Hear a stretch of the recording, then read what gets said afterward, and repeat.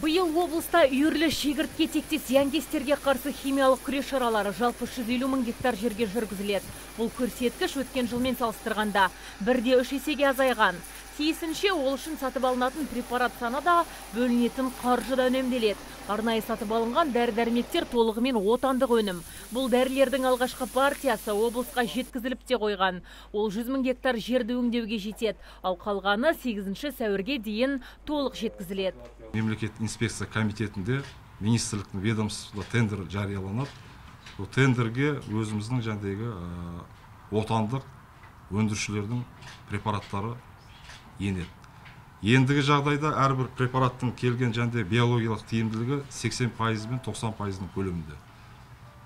Сондықтан енді жаңағы 100% оны жою мүмкін емес. Әрі методикасы сәйкес біздер экономикалық зиян шегінен асқан 1 шаршы метрде 5-тен жоғары болған жағдайда ғана істейміз да 5-ке дейінгі жерінде біз химиялық өңдеу жұмыстарын жүргізбейміз. Шегірткеден зиян көрген шаруаларға өтемақы төленбейді. Бұл шара тек сақтандыру шарты және табиғи апаттан орын алған жағдайда ғана мердігер компания тарапынан орындалуы мүмкін.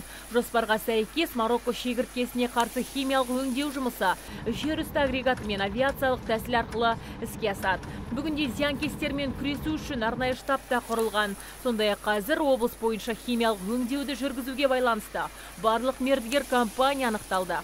Енді қазір дайындық жұмыстарының бәрі толық дайынбыз. Препараттар келген, және мердігерлер анықталып отыр, инспекция тарапынан адамдар жұмылдырылып отыр. Болжамның адамдар тізімі толық бекітілген.